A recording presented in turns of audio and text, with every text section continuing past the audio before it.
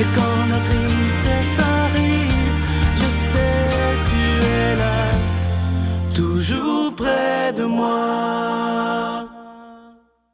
Bon mardi, bienvenue à votre émission La Victoire de l'amour. J'espère que vous allez bien. Aujourd'hui, c'est l'anniversaire de Sœur Angèle. Je ne vous dirai pas son âge parce qu'il ne faut jamais le dire, évidemment, mais ça se trouve facilement sur Internet.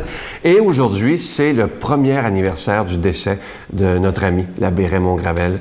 Alors, je tenais à souligner ces deux anniversaires, évidemment. Alors, on va rejoindre immédiatement Brigitte Bédard.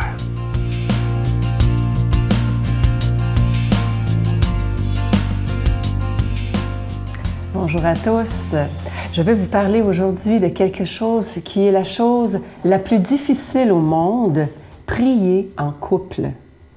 Alors, vous savez pour un couple, c'est tout à fait naturel de faire l'amour. Hein? On fait l'amour, c'est naturel. Pour que le mariage soit consommé, il faut faire l'amour. Donc, ça, c'est naturel.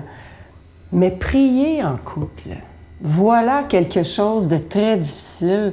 Et tous les couples que je connaisse, c'est là qu'ils expérimentent vraiment la difficulté d'être en relation. Et puis, faire l'amour, c'est naturel, mais on va dire prier en couple, c'est surnaturel. Alors, pour vivre une vraie vie de communion, parce que c'est ça que le Seigneur nous demande quand on est marié, le mariage, c'est ça, c'est de vivre une vie de communion, c'est arrêter de faire vie commune, mais faire communion. On ne fait pas juste vivre ensemble, on est en communion. Alors, c'est unir le naturel, qui est de faire l'amour, avec le surnaturel, qui est de prier ensemble. Donc, unir le naturel et le surnaturel, c'est comme ça qu'on réussit à faire communion dans le couple. Puis ça, là, ça fait que l'acte conjugal qui se passe dans l'intimité nourrit la prière du couple qui se vit aussi dans l'intimité. Alors, puis la prière va nourrir aussi l'acte conjugal. Les deux vont se nourrir. Le Seigneur, il est là quand on prie en couple, mais il est là aussi quand on fait l'amour. Il n'est pas là à se cacher les yeux, là. C'est lui qui a créé ça et il veut ça pour nous. Il veut qu'on s'aime comme des fous, le mieux possible. Mais pour ça, il faut être en communion, même debout. Puis, je dirais, à genoux, dans notre petit coin de prière. Alors, puis on se rend compte que quand on nourrit la prière ensemble, c'est pareil comme quand on nourrit notre façon de faire l'amour. Notre façon de faire l'amour, elle change avec le temps. Mais la façon de prier, c'est pareil. Quand on fait l'amour, on cherche des façons de faire. On essaie d'être à l'écoute de l'autre. On exprime nos désirs, on exprime nos besoins. Des fois, on est gêné. Des fois, on bafouille. Des fois, on est mal à l'aise. Des fois, on rit. Mais quand on prie, c'est pareil. On cherche des façons de faire à deux. Comment on prierait bien? Puis on écoute l'autre dans sa prière. On écoute les silences. On exprime nos désirs à Dieu. C'est pareil, mais c'est ça, une vie de communion. Notre Père qui es aux cieux, que ton nom soit sanctifié, que ton règne vienne, que ta volonté soit faite sur la terre comme au ciel. Donne-nous aujourd'hui notre pain de ce jour. Pardonne-nous nos offenses comme nous pardonnons à ceux qui nous ont offensés. Ne nous laisse pas entrer en tentation, mais délivre-nous du mal, car c'est à toi qu'appartient le règne, la puissance et la gloire pour les siècles des siècles. Amen. Venez découvrir les trésors des Antilles à bord du célèbre MSC Divina. Venez vivre avec nous de beaux moments de réflexion spirituelle dans une harmonie d'amour et de paix. Pour une 21e année consécutive et pour une dernière fois à l'extérieur du pays, la Victoire de l'amour en collaboration avec Voyage Intermission vous invite à son ressourcement annuel en compagnie de Sœur Angèle, Sylvain Charon et l'abbé Robert Lemire du 11 au 21 janvier 2016. Réservez rapidement au 514-288-6077 ou 1-800-465-3255. Je suis tellement heureux de vous parler de ce beau cadeau du mois. Vous savez qu'il y a 2 mois, en juin dernier, on était avec un groupe en Terre Sainte, entre autres à Nazareth, Jérusalem, Jéricho, etc. Et à un moment donné, lorsqu'on parle de Terre Sainte, on parle du Mont des Oliviers, le Jardin des Oliviers. Et je me disais, comme ce serait extraordinaire de pouvoir offrir aux gens un chapelet en bois d'olivier. Alors, c'est chose faite. Il est fait à la main. C'est pas une industrie qui fait ça. C'est vraiment un à un. Et vous savez que le bois d'olivier, ça représente, j'ai cherché ça, je l'ai trouvé, la signification au niveau niveau chrétien, ça représente le sacrifice et l'amour, parce que c'est sur une croix en bois d'olivier que Jésus a donné sa vie pour nous. Alors, je vous rappelle que c'est avec un don de 25 $, et si vous en voulez 2, parce que ça se donne bien en cadeau, c'est avec un don de 40 $. Je vous rappelle qu'il est déjà béni. Je vous remercie de tout cœur de votre grande générosité.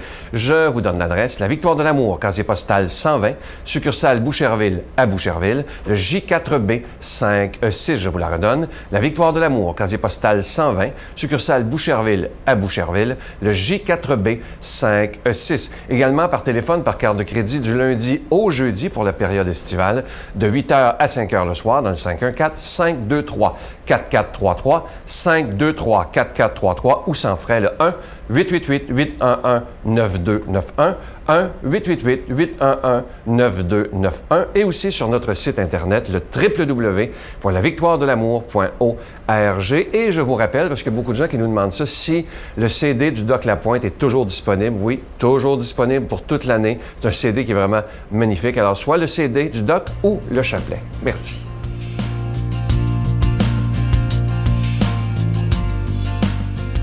Mon Dieu, donnez-moi la sérénité d'accepter les choses que je ne peux changer, le courage de changer les choses que je peux et la sagesse d'en connaître la différence. Amen. Aujourd'hui, la parole de Dieu sera proclamée par l'abbé Jean Chrysostome.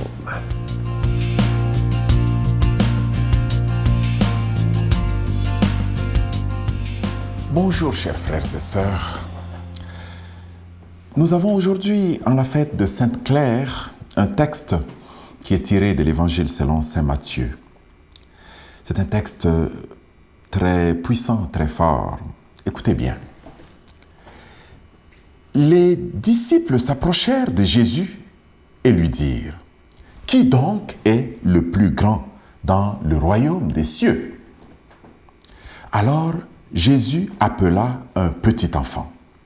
Il le plaça au milieu d'eux et il déclara : « Amen, je vous le dis, si vous ne changez pas pour devenir comme les petits enfants, vous n'entrerez point dans le royaume des cieux. Mais celui qui se fera petit comme cet enfant, c'est celui-là qui est le plus grand dans le royaume des cieux. Et celui qui accueillera un enfant comme celui-ci en mon nom, c'est moi qui l'accueille. Gardez-vous de mépriser un seul de ces petits, car, je vous le dis, leurs anges dans les cieux voient sans cesse la face de mon Père qui est aux cieux. Que pensez-vous de ceci? Si un homme possède 100 brebis et que l'une d'entre elles s'égare, ne laissera-t-il pas les 99 autres dans la montagne pour partir à la recherche de la brebis égarée?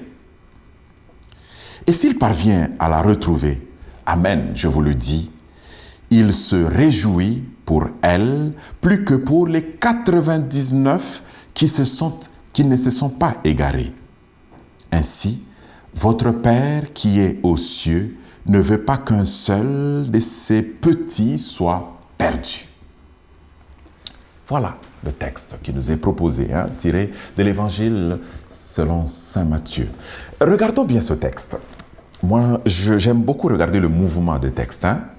Les disciples sont venus voir Jésus et ce qu'ils veulent savoir, c'est qui est le plus grand. Ça, c'est la perspective humaine. On cherche à être le plus grand, le plus puissant, le plus important, celui qui a de la valeur, celui qui a le plus de considération. Plus de considération dans une communauté. On verra pas facilement les gens qui se battent pour être le plus proche du curé, par exemple. Moi, je suis curé, je le vois souvent. Alors, celui qui parle le plus avec le curé, celui qui a... Bon, à ce moment-là, qu'est-ce qu'on cherche? On voudrait avoir de l'ascendance sur les autres. On voudrait avoir le contrôle sur les autres. On voudrait avoir de l'autorité sur les autres. On veut être respecté des autres. Alors, c'est ce que les disciples veulent savoir. Dans le royaume, est-ce que nous allons avoir du prestige, de l'importance, de la grandeur? Et quel est le critère pour l'être? Comme ça, on va se préparer rapidement pour devenir des grands du royaume des cieux. Et voici la réponse de Jésus, tout aussi renversante. Il va dire qu'il faut ressembler à un enfant, au plus petit. Et même, il va ajouter quelque chose d'extraordinaire. Il utilise une parabole pour dire en substance que finalement, tout le monde est important aux yeux de Dieu. C'est la parabole de la brebis égarée, simplifiée ici par Matthieu. Elle est perdue, elle est la plus petite, éventuellement, elle est la plus faible, c'est pour ça qu'elle s'est perdue. Mais le berger va aller la chercher. Il va même laisser les autres de côté pour aller chercher celle-là qui s'est perdue et la ramener. Et il s'en réjouit. En d'autres termes, dit autrement, Dieu veut que tous ses enfants puissent être à ses côtés. Et il veut que nous puissions avoir un cœur de petits, un cœur de celles et de ceux qui s'abandonnent totalement à lui. Que nous puissions nous dépouiller de ce désir de puissance, de ce désir de force, de ce désir de puissance, de ce désir, de cette recherche d'autorité sur les autres. Mais que nous puissions chercher à avoir un cœur qui attend tout de lui. C'est le sens biblique du pauvre. C'est l'anawim, celui qui attend tout de Dieu. Celui qui espère tout de Dieu. Celui qui sait que sans Dieu, il ne peut rien. Et donc, c'est pour ça qu'il attend tout de lui. Et Dieu le couvre de bénédictions. Dieu le couvre de grâces. Dieu lui donne tout.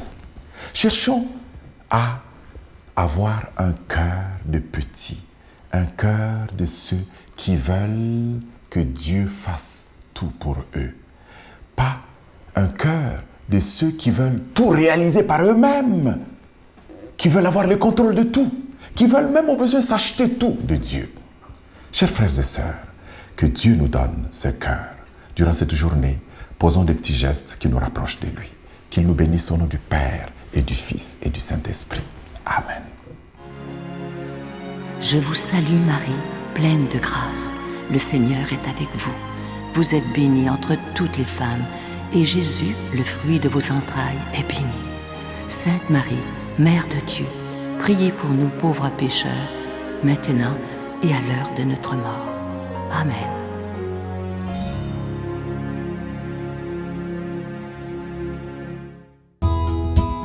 La Victoire de l'amour vous invite à une retraite spirituelle à Edmundston, Nouveau-Brunswick, les 13, 14 et 15 novembre 2015 sous le thème « Dieu est miséricorde, il espère et pardonne ». Venez vivre des moments de ressourcement inoubliables en compagnie de l'abbé Robert Lemire, Sœur Angèle, le docteur Gilles Lapointe, Sylvain Charon et Miguel Padilla à l'hôtel 4 Points by Sheraton à Edmundston.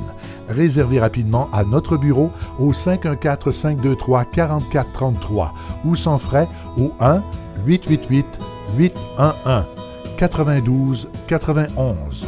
Venez vivre une fin de semaine exceptionnelle, remplie d'amour, de paix et de joie. Comme je vous disais au début de l'émission, c'est aujourd'hui l'anniversaire de naissance de Sœur Angèle. Sœur Angèle, je sais que vous écoutez l'émission ce matin. Je vais vous souhaiter une belle journée. Beaucoup d'amour et beaucoup de santé. J'espère qu'on vous gardera encore très longtemps. Gardez cette belle énergie, ce beau sourire que vous avez toujours. Alors, au nom de toute l'équipe, de tous les milliers de personnes qui écoutent, joyeux anniversaire, Sœur Angèle. À bientôt, on va se voir bientôt. La jungle n'est pas dangereuse. Exemple, je ne me suis jamais fait attaquer par un insecte ou blessé par un animal dans la... Jamais? Jamais. Les seules blessures que j'ai eues, les seuls conflits que j'ai eus, c'est avec des humains.